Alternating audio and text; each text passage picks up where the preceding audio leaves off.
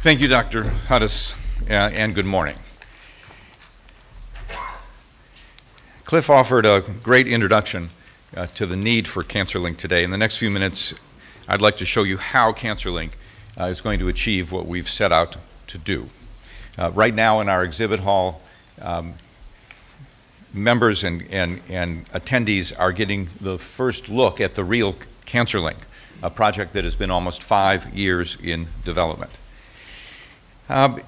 This is the platform that, with some refinements, this is by physicians for physicians. So we are taking, not only showing the platform to our colleagues, but asking for their input on how to improve it. But this platform will be rolling out later this year to a group of 15 initial practices around the country. Their aggregate patient contribution to CancerLinQ will be about 500,000 patients and will get us launched. While building this multi-year effort, this first version accomplishes many of the important things that we want to achieve. Practices who are participating in this will see immediate and tangible benefits, and specifically I want to point out 4 ways that this project will help them almost immediately. Now, I want to make sure you understand that the images you see and the demo that is running is being run on a hypothetical data set. Real data will begin to roll into CancerLinQ starting right after this meeting, but it still illustrates the points that we want to make. First, doctors will have powerful new ways to visualize their electronic records. Do I control the slide? Push your button. I push that button. All right. So this is the landing page on which they will that will show up on their desk this morning. But when I saw this, it was just mind-boggling. Physicians will be able to see for the first time, really, a longitudinal record of any given patient's case over time, laid out in a way that presents the information in such a logical and compelling and searchable and computable fashion that I think over time physicians will say, I cannot practice without this. You can see in an instant the story of that patient's characteristics, the care they've received, the outcomes they've experienced, and so forth. You can then drill down into any one of these. So the time is across the top. The lanes there describe the different types of things, and everything is laid out in perfect chronological fashion. So you can drill down and say, gee, I want to remember what happened last February. What was that treatment that we gave the patient? And you can see it and visualize it. The same for the pathology, any testing, any complications, and so forth. In the past, a physician would have to spend a great deal of time piecing together a narrative, flipping through electronically the version of a paper chart, a page at a time. So this actually begins to coordinate the patient's care in ways that have never been possible up to this point. Second, physicians will have a new way of looking at the quality of care. At its heart, CancerLinQ is a quality improvement program. I'm sorry? We can't see what's on the slides. We can't see. Generally, it's the fonts. Oh, I will explain in a second. So here's a physician that's looking at a quality measure called adjuvant chemotherapy received. This is for colon cancer. The metric is that patients should start their chemotherapy for stage 3 colon cancer within 120 days of diagnosis.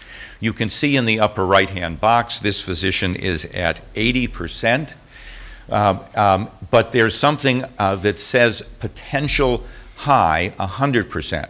There are 5 patients in this particular physician cohort. 4 of them have received the therapy. 1 has not received the therapy, and that patient is listed here, and it says patients in an actionable time frame. And this particular patient is inside the window of opportunity, but has not yet been treated.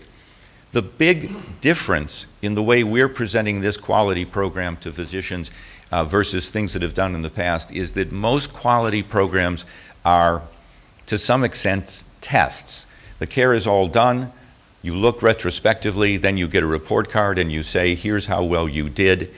What we're trying to do is error-proof the system. We're trying to say everybody ought to get 100%, and we are going to present tools to you to not do a gotcha moment, but to do a help you moment, to say if you can move this patient along in her treatment decision, you will achieve 100% compliance in this measure. So there she is, and you can also compare in real time your performance against the performance of your practice, against the performance of your peers, either regionally or nationally. This can be charted in so many different ways to allow the physician to understand where they are. There is nothing more powerful in improving physician quality than simply to measure it and display it compared against your peers. A third way that we will help physicians is to query the data to gain new insights. The reports you see here looks at 2 different types of chemotherapy given to patients with colon cancer. Here we have said this toxicity, which is neutropenia, a white count that has dropped low enough to be potentially dangerous, and this is all patients. And here we are in just separating out the patients who are over 70. And you can see that in this chemotherapy, which in this case is called CAPOX, compared to FOLFOX, the neutropenia for CAPOX patients over 70 years old in this cohort is substantial. Knowing this could influence your decision on what chemotherapy to describe based on patient's age or other characteristics that you can look at. This chart can be drawn from all patients in CancerLinQ. The practice will be able to drill down into their own patients to see if their experience matches or differs. If it matches, obviously that concordance is confidence building. If it differs, one can begin to try to understand what are we doing differently in terms of dosing or the types of patients we see that make our practice unique. I want to urge you, I took you through about 2% of the power of this platform. It's running now in the exhibit hall, and if you have a chance, it's right up at the front. Go in and let one of our experts take you through a test drive and do some clicking yourself. We have 15 Vanguard practices. I want to express my gratitude. They are spread all over the country.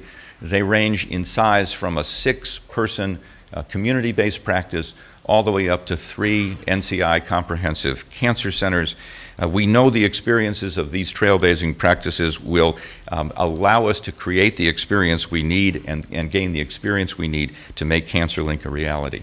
I also want to thank our colleagues at our technology partner, SAP, who's worked incredibly hard along the CancerLinQ team to complete this demo for the meeting. And finally, I want to thank all the generous donors who helped us make this a reality.